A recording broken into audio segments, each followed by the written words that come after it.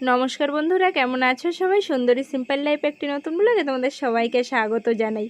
তো এই দেখো, আনুশ আর মিষ্টি বসে বসে দুজনে টিভি দেখছে, আর মিষ্টি চুলটা ওরকমভাবে বেঁধেছে, তো তাই ও একটু, আমি যখন ভিডিও করা শুরু করেছি ও হাসছিল, আজকে চুলটা ওর কেটে দেবে, তাই ও এরকমভাবে একটু বেঁধেছে পছন্দ মতো।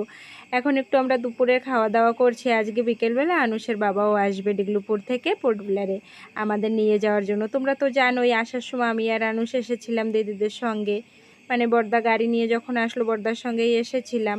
তো এখন আসার সময় মানে আনুষের বাবা নিতে আসবে, একসঙ্গেই যাব। দুপুরে একটু খাওয়া দাওয়া করে তারপরে একটু রেস্ট নিয়ে বাইরে বেরোনোর ইচ্ছে আছে বিকেলবেলা, দেখি কতটা হয়। খাওয়া দাওয়ার পরে মিষ্টি একটু আম মাখালো, সেটাই এখন একটু খাবো সবাই। তো দেখো বন্ধুরা, আজকে হচ্ছে বিকেল, এখন বাজে 4টেরও বেশি হয়ে গেছে, 4:30। তো দিদি এখন একটু সুস্থ আছে। তো পোর্টবিলারে আসার পরে আজকে প্রথম আমরা বেরোচ্ছি, একটু বাইরে যাচ্ছি, একটু কেনাকাটি করব, একটু ঘুরবো। আর এখন তো বাড়িতে যাওয়ার সময়ও হয়ে গেছে, অনেকটা দিন ছিলাম। মিষ্টি আনুষ সব নিচে চলে গেছে অনেকটা আগে, আমি আর দিদি পেছন পেছন যাচ্ছি।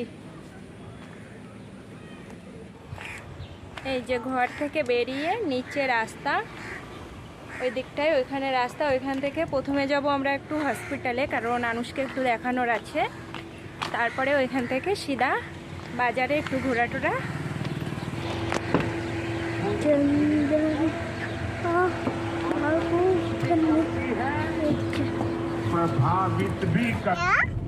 लोग मेडिकल जाते हैं और मिस्त्री जी का बाल कटाने जाते हैं और मदीना पार्क जाते हैं। এই যে সবাই বাড়ির একসঙ্গে বেরিয়ে পড়েছি, এই যে হানি, মিষ্টি, আনুষ আর এই যে সবাই মিলে। তো চলো যাই আগের দিকে। পোর্টবিলারের রাস্তাঘাটগুলো একেবারে আলাদা রকম, চারিদিকে দেখো গাড়ি বাসে ভরা থাকে সব সময়, আর দোকানপাট ভরা। আমরা তো সাধারণত গ্রামেই থাকি, তো গ্রামের দিকে তো অত গাড়ি বাস থাকে না, এখানে আসলে বেশ লাগে রাস্তাঘাটগুলো। इतना जल्दी जल्दी मिनट हो जाता पर 7 আসলাম এখানে একটা হসপিটাল, ওই যে দাদা আর আনুষ দেখো ওই পাশে বসে আছে, আর আমি এই পাশে, আর বাকি সবাই গাড়িতেই আছে। তো আনুষকে প্রথমে দেখানো হয়ে গেল, এই যে আনুষের ওষুধটা নিয়েছি।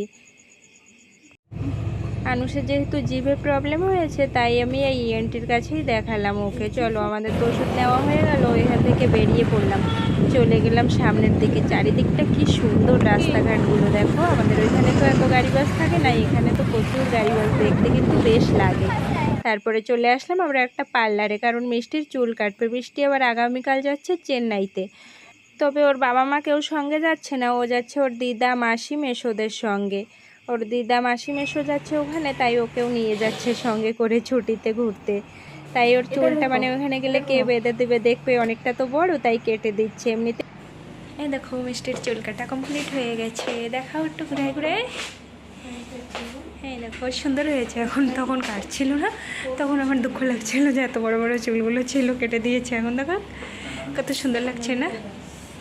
ঠিক আছে, ব্যাস হয়ে গেল আমাদের এদিকের কাজকর্মগুলো সব। এখন যাব আমরা আনুষের বাবার কাছে। ওই দেখো আনুষের বাবাকে পেয়েও গেছি, ও হানিকে কোলে নিয়ে দাঁড়িয়ে রয়েছে।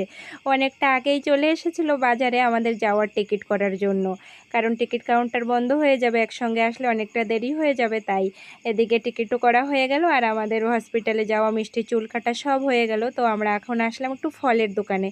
তোমরা তো জানোই ডিগলুপুরের থেকে পোর্টবিলারে একটু ফলের দাম অনেকটাই কম আছে, তাই একটু ফল কিনতে আসলাম এখানে। আর আমরা তো আসার পরে সেরকমভাবে এখনও বের হইনি, তাই বাচ্চাদের নিয়ে একটু পার্কে যাব। আর তোমরা তো এটাও জানো যে ডিগলুপুরে কোনো পার্ক নেই, বাচ্চাদের তো তেমনভাবে নেওয়া হয় না। তো বছরে একবার আসি পোর্টবিলারে, তখন একটু আনুষকে নিয়ে পার্কে খেলতে নিয়ে যাই, ভীষণ খেলেও একটু ভালোও লাগে। তো দেখো এইদিকে বর্দাও এসেছে ফলের দোকানে, আর আনুষের বাবাও এসেছে, দুই ভাই দুজনের পছন্দ মতো ফল নিচ্ছে। ব্যাস চলে আসলাম পার্কে। এই দেখো হানি এখানে বসে ওকে ঘোরাচ্ছে, আর আনুষে তো কোথায় দৌড়ে দৌড়ে মানে কোথায় কোথায় গেছে। ওই দেখো ওই যে আনুষ আর মিষ্টি দৌড়ে বেড়াচ্ছে। মানে আনুষ পার্কে আসলে ভীষণ খুশি হয়ে যায়, ও তো বছরে একইবার আসে, তাই আর মিষ্টি ওরা তো সবসময় আসে, কারণ ওরা তো এখানেই থাকে, তোমরা তো সকলেই জানো।